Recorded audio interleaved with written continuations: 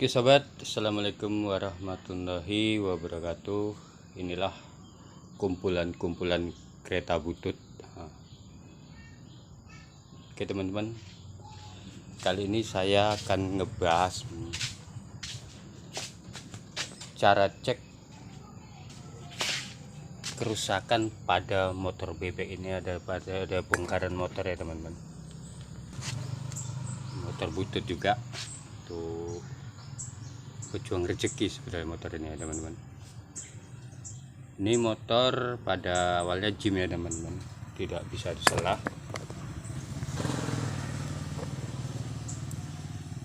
Jadi saya akan memperbaikinya, dan saya akan membuat video kali ini tentang cara cek kerusakan pada bagian-bagian motor ini teman-teman.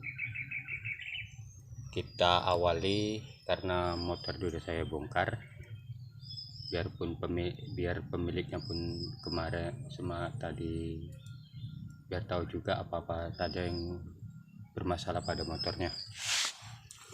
Oke, sekarang kita akan bahas yang pertama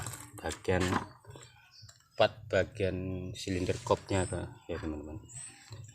Bagian heat silindernya ini seperti ini, dan motornya pun seperti tak terurus ya teman-teman. Penting dihidupkan hidup jalan enggak terawat ya teman-teman. Silinder kopnya yang hitam ini tanda-tandanya orang yang jarang ganti oli ya teman. Motornya jarang ganti oli, kasih oli pun paling merek-merek yang tidak merek murah ini. Oke, kita cek bagian katup ya teman. Bagian katup, kalau katup udah seperti ini, udah tajam ini ya teman, bagian ujungnya ini sudah tidak layak pakai lagi, harus diganti. Kalau tidak, katup atau klep ini akan mudah bocor walaupun disekur sedemikian rupa. Kita cek bagian settingnya teman-teman. Settingnya ini sepertinya masih layak pakai teman-teman, masih bisa dipakai nih. Bagian bagian X-nya masih bisa pakai, tinggal ganti katup aja udah selesai. Untuk ngecek bagian bos klepnya, bos katupnya teman-teman, kita goyang seperti ini aja, goyang atau tidak. Kalau goyang, bos klepnya harus diganti juga ya teman-teman. Kalau tidak perlu hanya mengganti. Kalau katupnya aja bermasalah, cukup mengganti bagian katupnya aja. Terus kita menuju rocker arm. Ini bagian piano. Kok di sini di Sumatera menyebut ini namanya piano. Kita lihat sisi bagian ujung ini teman. Kalau rocker arm atau piano seperti ini masih bisa pakai teman-teman, diganti pun lebih baik. Untuk minim biaya atau dana, tidak diganti pun tidak ada masalah, karena ausnya tidak terlalu parah. Kita cek bagian bos rocker armnya apa bos pianonya seperti ini. Kita goyang seperti ini, jika naik turun, jika goyang wajib diganti nih bos katupnya ini. Tapi ini jarang rusak ya teman-teman, tidak mengalami kerusakan pada bos piano ini atau rocker armnya. Lanjut ke bagian tadi, bos katup ini sudah tidak ada masalah, kalau goyang wajib ganti. Tadi kita pindah ke noken as atau as klep. bersihkan dulu.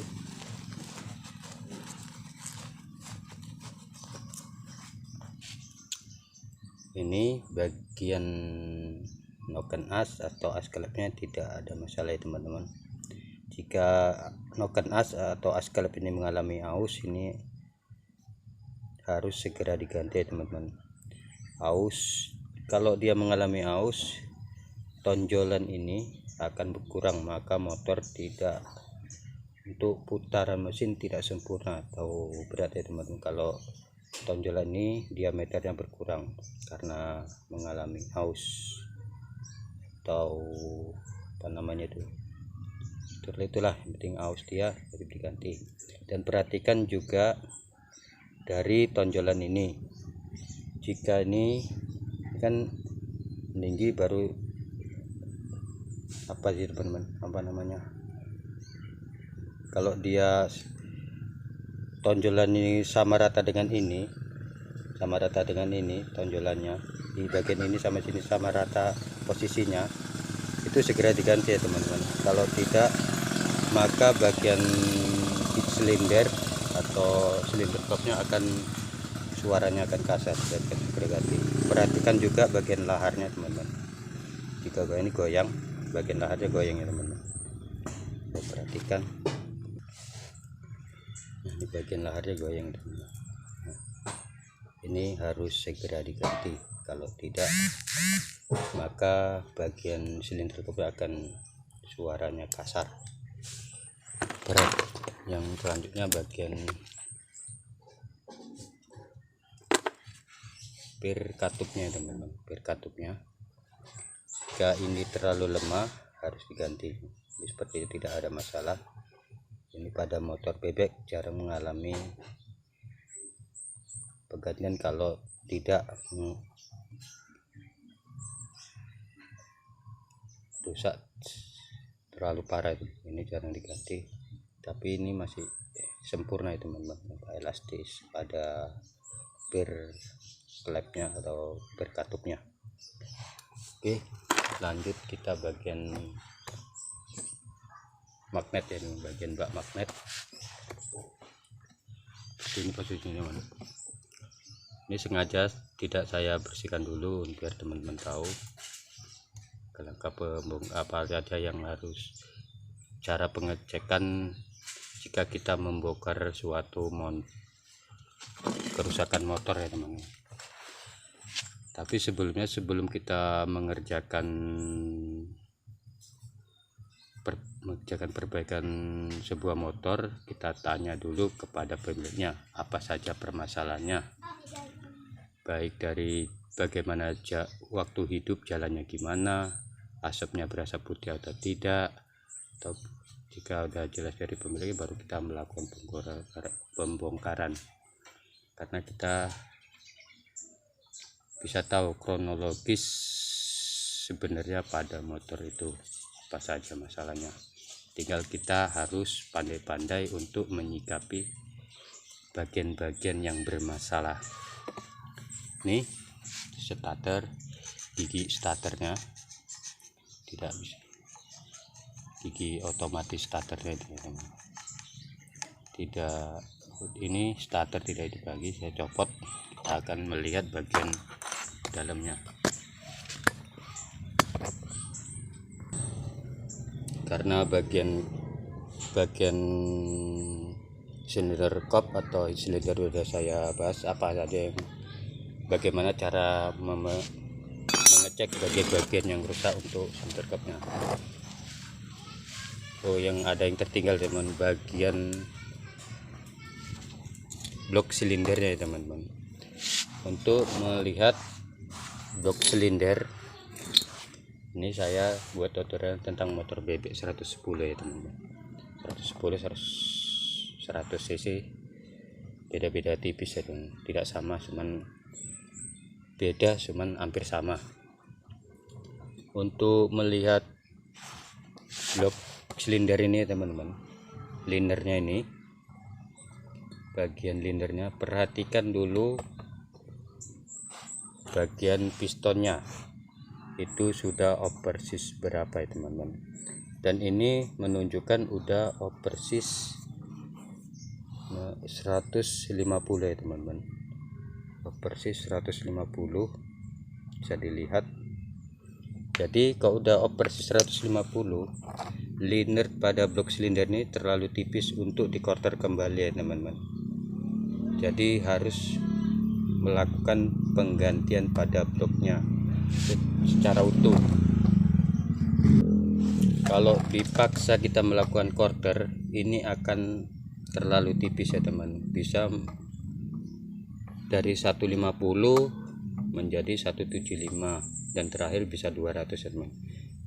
Kalau 200 1175 ini terlalu tipis untuk ini motor kan, untuk muatan beban berat. Jadi kalau linernya terlalu tipis, maka kalau kita quarter kembali bisa mengalami ngejim atau bisa pecah ini bagian ini, karena untuk muat beban berat. Kalau dia untuk racing, untuk balap atau racing itu beda lagi ya teman-teman, harus mengganti liner yang lebih tebal lagi. Itu untuk ukuran standarnya kita harus menggantinya, karena motornya bukan untuk balap, untuk mencari nafkah. Itulah untuk bagian blok silindernya, dengan bagaimana kita untuk menangani bagian blok silindernya, caranya gimana, apa yang harus kita lakukan untuk menangani pada bagian blok silinder. Seperti itu. Kita menuju ke bagian mesinnya. Ini penutup temengnya teman-teman, kita lepas. Saya buka bautnya tadi. Nah ini teman-teman, nih kita perhatikan, ini gigi pompa oli. Gigi pompa oli ini udah habis ya teman-teman, udah gundul rata, udah asli bulat, tidak ada. Seharusnya ini ada bergerigi untuk memutar pompa oli melalui rantai keteng ini atau timing ini teman-teman. Ini ruler yang kecil pun udah bengkok ini juga ya teman-teman, udah bengkok di serulingnya. Baru gigi tarik gear depannya pun udah dol ya teman-teman, udah dol. Harus melakukan gantian juga. Untuk memeriksa bagian laker keras bagian magnet, kita cukup bergoyang gini, bisa terdengar suaranya teman-teman, udah goyang sekali, degedeg gitu. Ini harus diganti. Kalau kita biarkan seperti ini, walaupun kita ganti blok atau quarter, maka tidak umur pada blok piston, pada blok silinder tidak akan panjang ya, akan mengalami masalah. Suara berisik, bisa berasap kembali ya teman, seperti kembali, karena ini perputaran piston, karena ini laker keras tidak stabil, maka putaran piston akan tidak normal teman, bisa tidak normal. Untuk memeriksa stang sehernya, cukup goyang ke atas ke bawah, ini udah kena juga ya teman-teman, bisa didengar. Oke, harus ganti juga sama lakernya. Selesai untuk bagian laker ya, bagian sebelah bagian bak magnetnya, temeng harus kita ganti, roll temeng, gigi pompa oli harus juga diganti. Kita putar ke bagian bak kopling ya teman-teman, ya, seperti itu. Warna mesinnya terlalu hitam ya teman-teman, sangat parah nih. Untuk memeriksa laker ini bermasalah atau tidak, kita bisa ngecek pada saat mesin seperti ini teman-teman, biar analisa kerusakan pada laker bisa lebih baik. Nah, ini laker keras bagian bak kopling udah bermasalah juga, harus diganti. Untuk laker as kopling, as primer ini, as primer sekunder. Ya goyang juga itu, goyang juga. Ini harus segera diganti juga. Ini kata pemiliknya motor ini pun buat jalan waktu hidup, motor ini bisa jalan, buat jalan dia buat muat ban ngayun ya teman-teman, ngayun. Dan sudah saya bongkar bagian bak koplingnya ini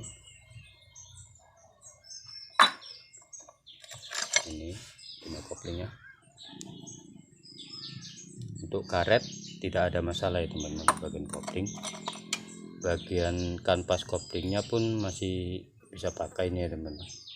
Cukup cuci dengan bersih menggunakan bensin, lalu dikeringkan, lalu waktu hari saat pemasangan kita beri oli saja untuk bagian koplingnya, karena ini masih tebal ya teman-teman, di kasar, layak pakai. Jadi ini yang membuat motor buat angkat beban sedikit ngayun ya teman, atau njut-njutan buat gerdek, tenaga pun tidak maksimal.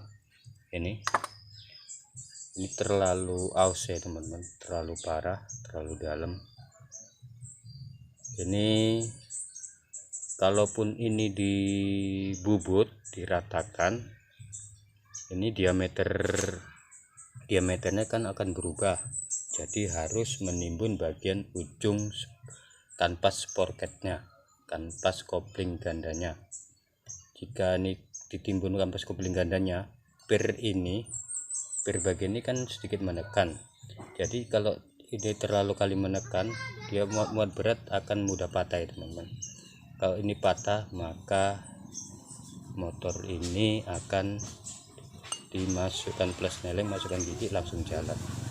Itu karena selip pada bagian kanvas koplingnya. Kalau bagian ini ditimbun terlalu ekstrim, jadi saya akan mengganti bagian kanvas koplingnya pun saya ganti, kanvas kopling gandanya saya ganti, dan mangkok pas kopling gandanya pun saya ganti. Untuk bagian-bagian sini bagian mesinnya saya akan membongkar bagian mesinnya dulu untuk mengganti stang seher, laker keras kanan kiri, dan laker as kopling ya teman-teman. Berengkol tidak ada masalah. Oke, sekian video saya kali ini tentang cek kerusakan pada motor Honda Bebek. Sekian dan terima kasih. Assalamualaikum warahmatullahi wabarakatuh.